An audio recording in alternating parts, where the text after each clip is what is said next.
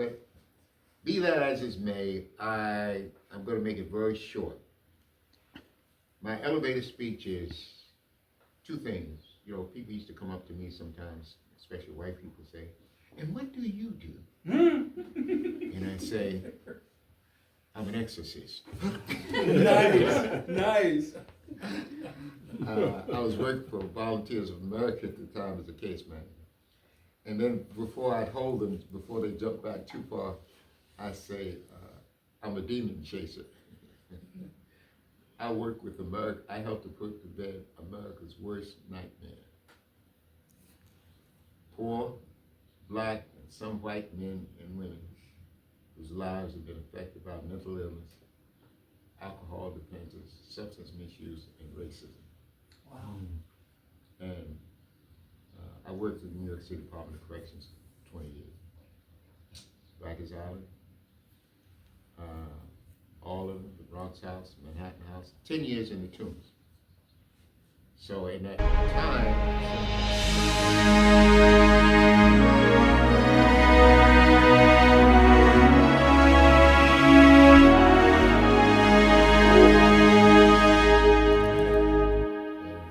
long and short of it, I wound up being a full case manager. Volunteers of America, White Plains Airport Shelter. And the rest is history. I mean, I continued my work with men in jail, and I still do, although I'm retired from New York City Department of Corrections. And they said to me, either retire or be dismissed. So I figured I had 20 years, I need to get out. And I still work with men in the New York City Department, in the correctional system for New York State.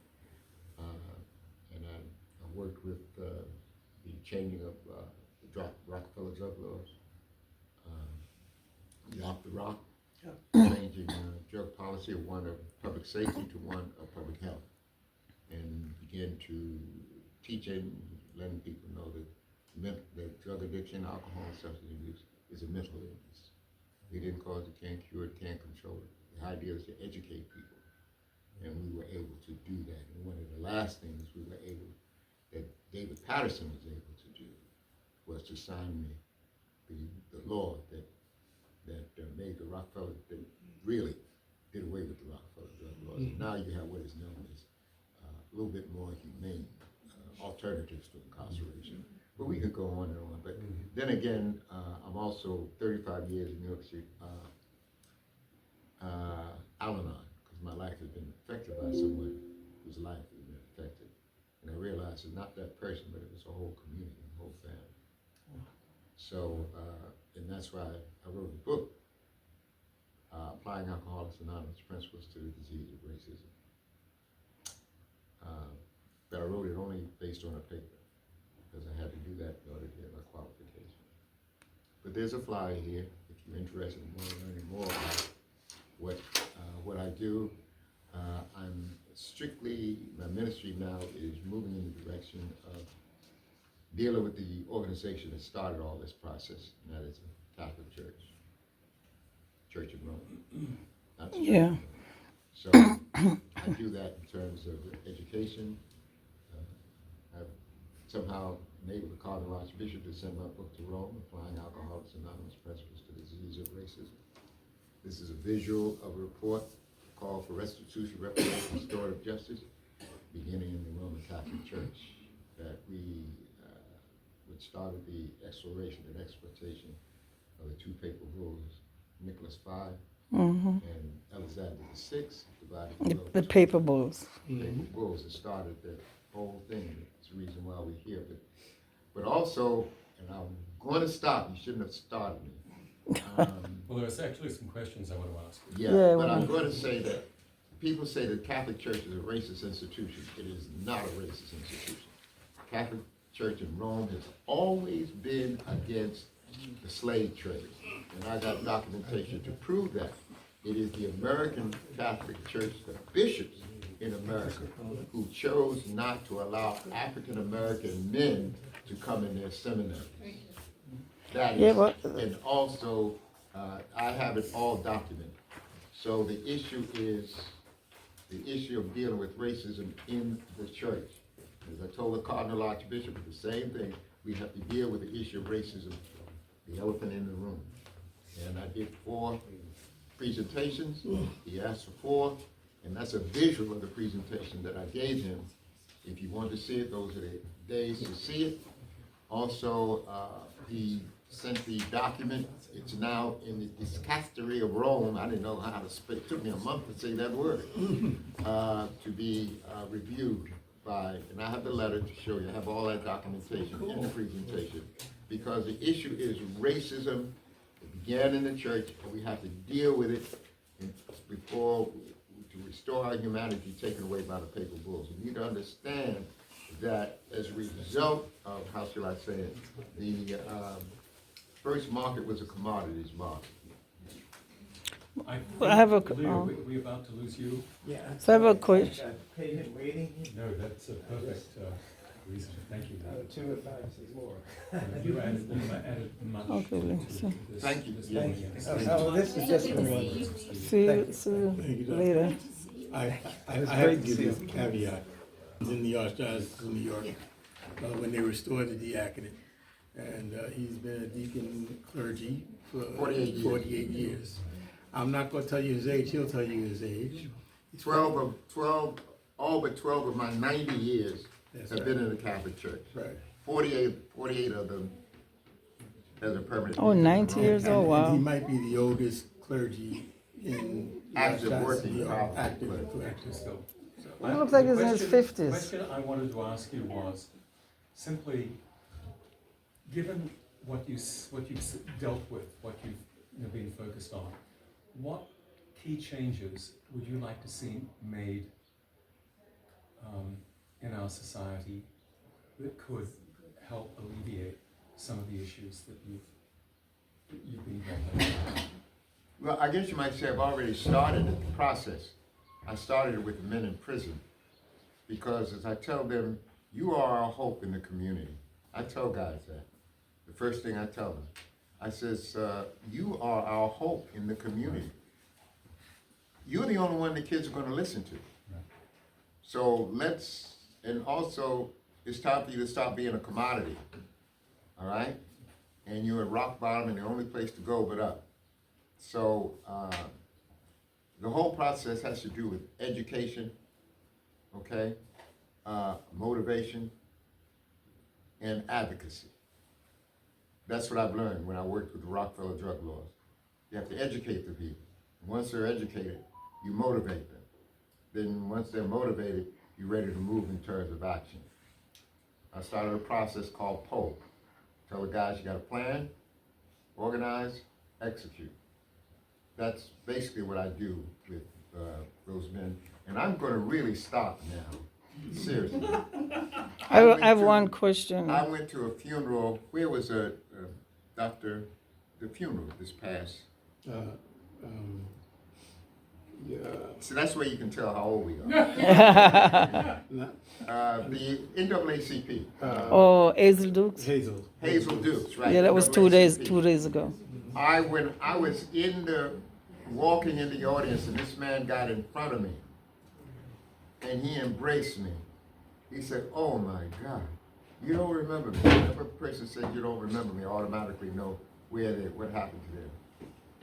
This guy was 30 years ago.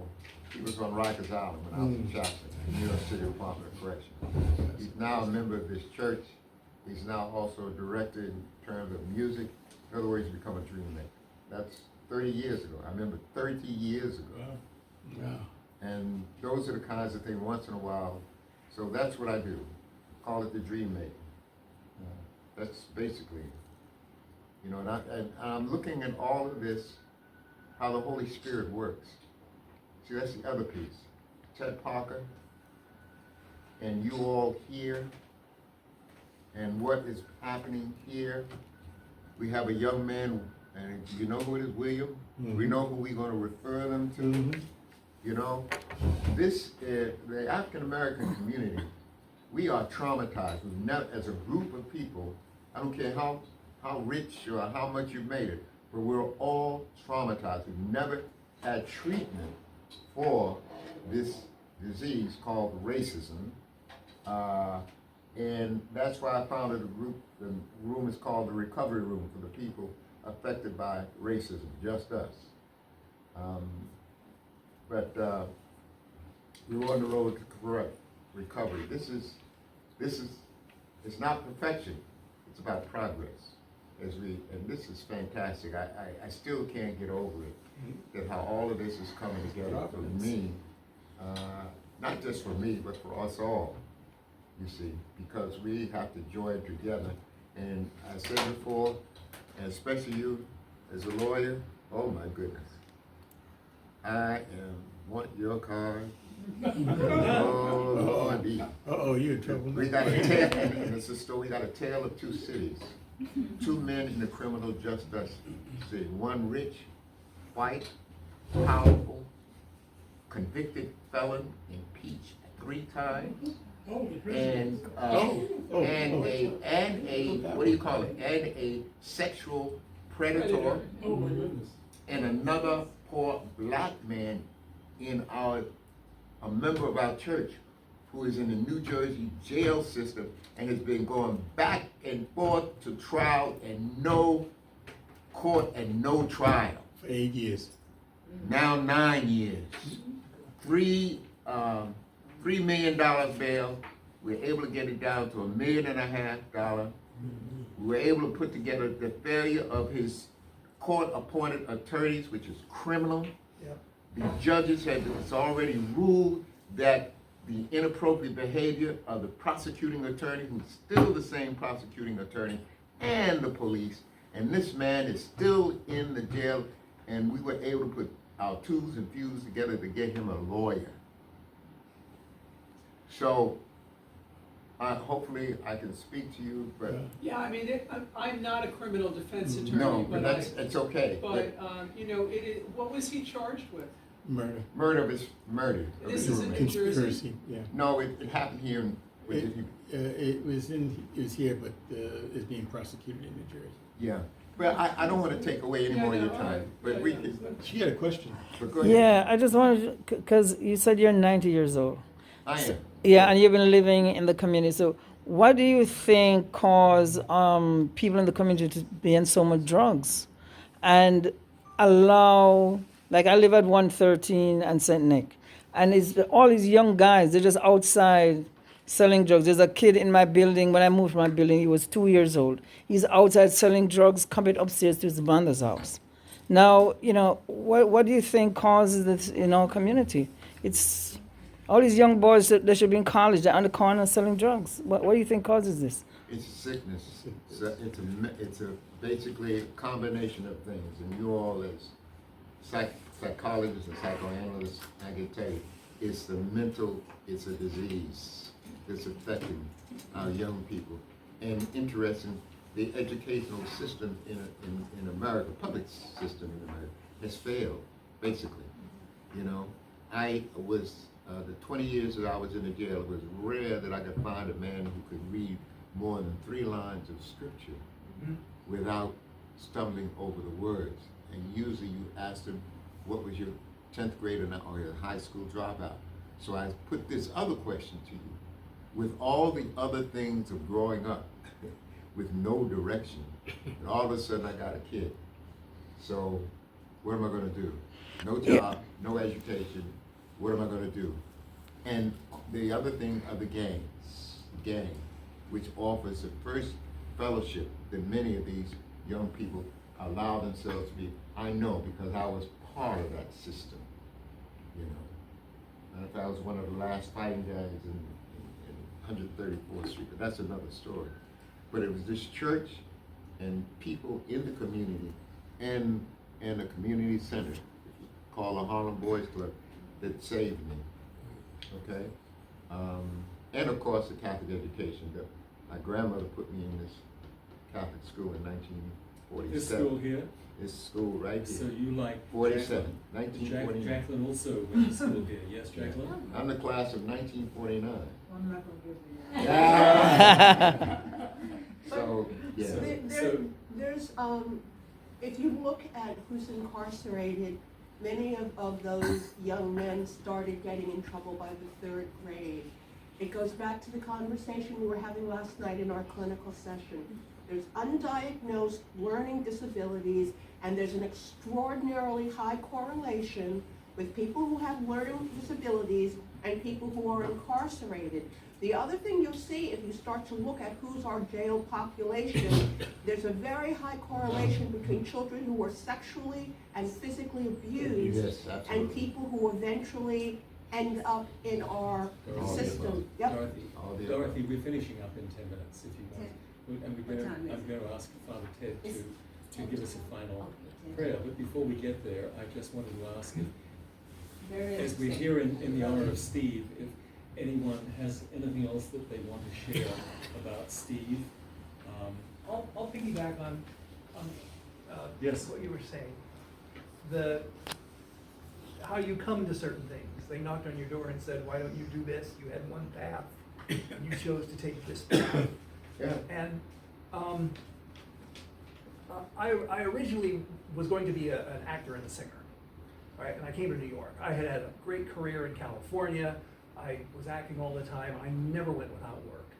And but of course there are demons as you're being raised. You know, you carry stuff with you, and I could tell it was affecting my performance.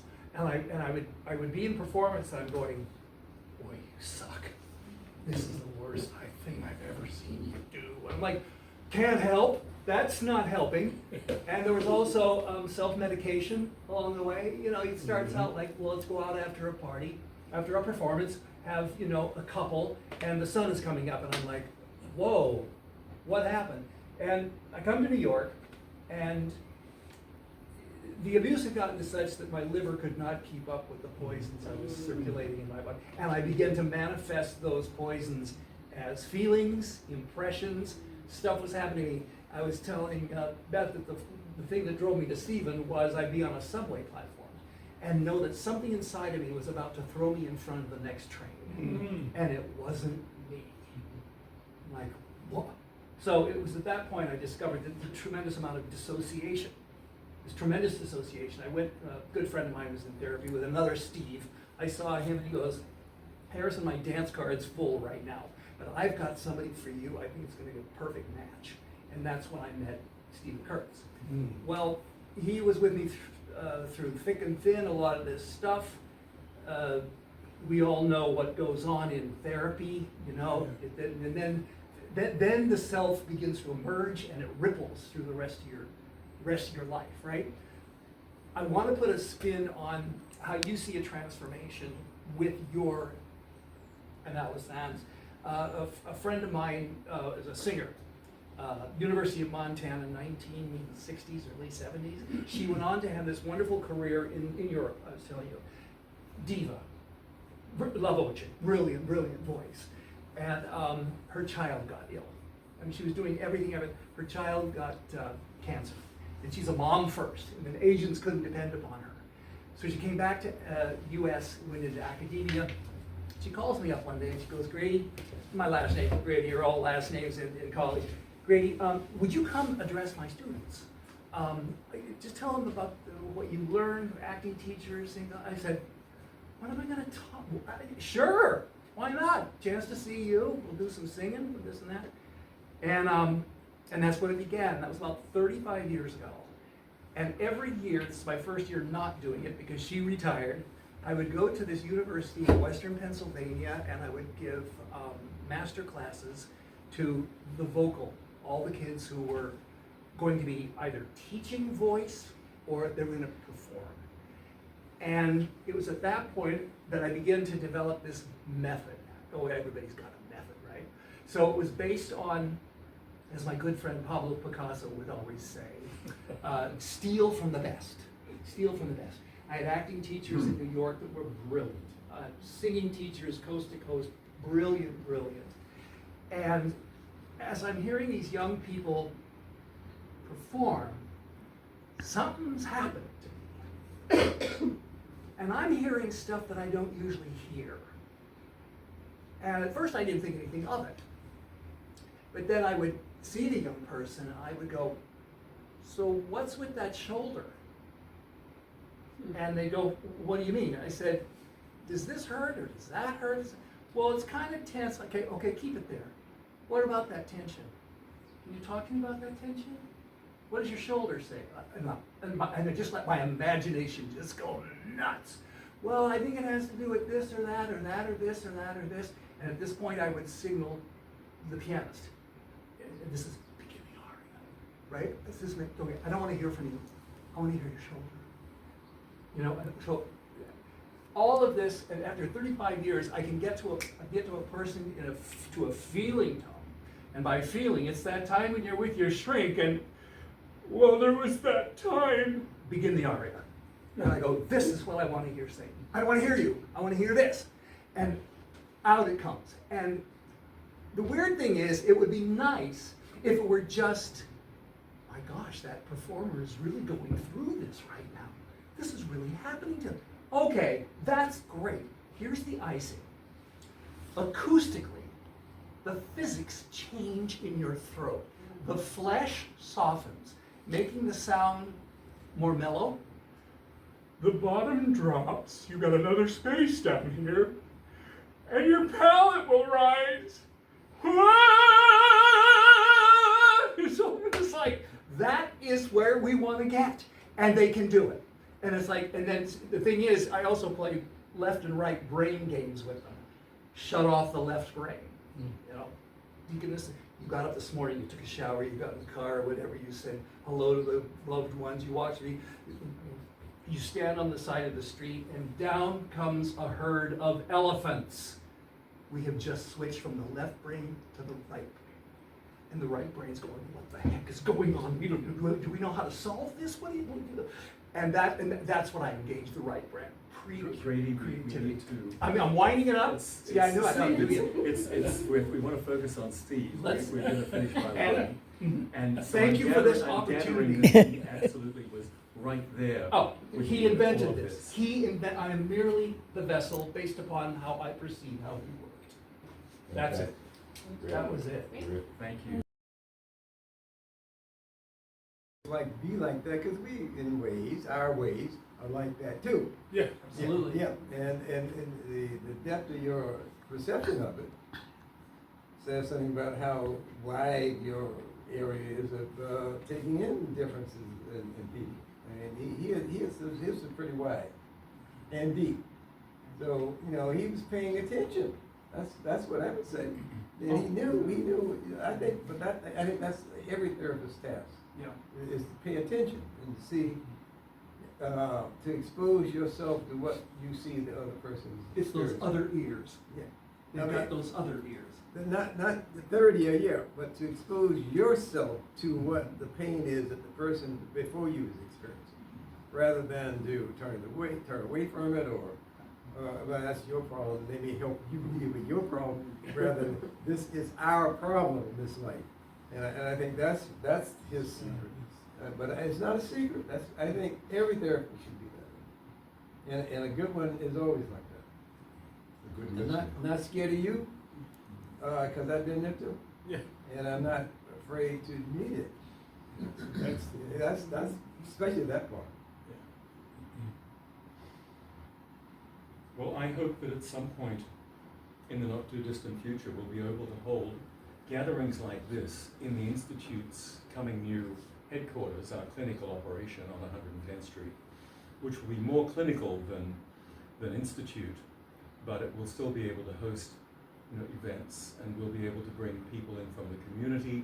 We'll be able to help, you know, groups of parents and toddlers, mothers and babies, you know, mothers to be, teenagers struggling with all kinds of problems, in group as well as individual sessions.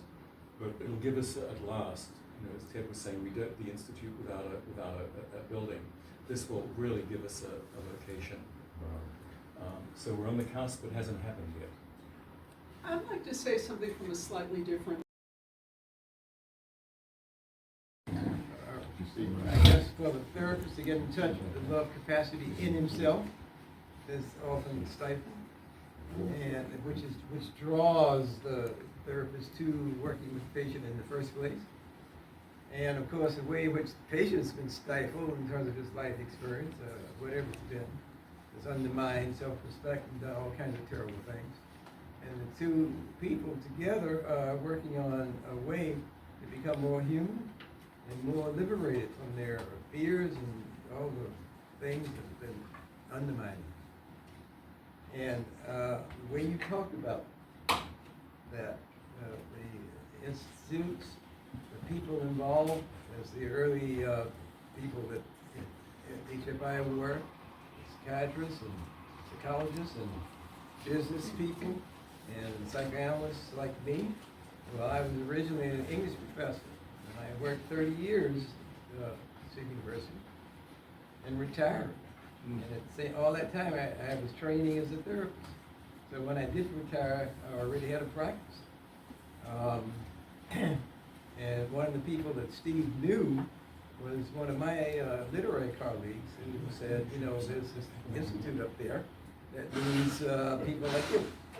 We originally intended this to be volunteer. We would donate our time and our effort, not looking for any kind of compensation. And it was therefore intended to be small and intimate, as it was for 10 years. We struggled, you know, financially to survive. In some ways, we weren't even concerned about that, the money, because we had the dedication. So, you know, that's how we had a program that people were willing to commit themselves to it and to, you know, have people go through it and graduate. And Steve, I thought, was he was very successful in constructing a persona. That's my point of view about that. Steve had an intense, strong will and a strong investment in himself as an important person. How did he give expression to that? And his capacity to love other people and to rectify social ills and to try to, how can I myself use my capacity as executive capacity he had, joined with his need to, you know, minister to the needs of disadvantaged people. He was a therapist, so he knew how to do that. He knew how to train people to do that. And he had the will to work with others and bring this about, get a structure. It was unrelenting in that sense. We cannot fail at this. Either you're serious about this or get the hell out, is how Steve felt about it. So I think that it takes a strong person to love anything. I would think that's the description of what Steve was like. But so many of us are ashamed of the capacity to be concerned about the well-being of the people. And you would have thought that was the last thing he was thinking about. That was the first thing he was thinking about, but he didn't show it. He showed it through what he did. And you saw what he did. We're here to celebrate his work because it's come to fruition in the clinic that's coming. Margaret would have been so delighted. Margaret, who Beth mentioned and Lee now has just mentioned, is Margaret Morgan Lawrence, nation's first African-American woman pediatrician, nation's first African-American woman psychoanalyst. And her daughter told her story in her biography called Balm in Gilead, which was published in 1989. And it's quite a cool book, quite remarkable, about the racism that she encountered at Cornell before she got into medical school and psychoanalytic school at Columbia.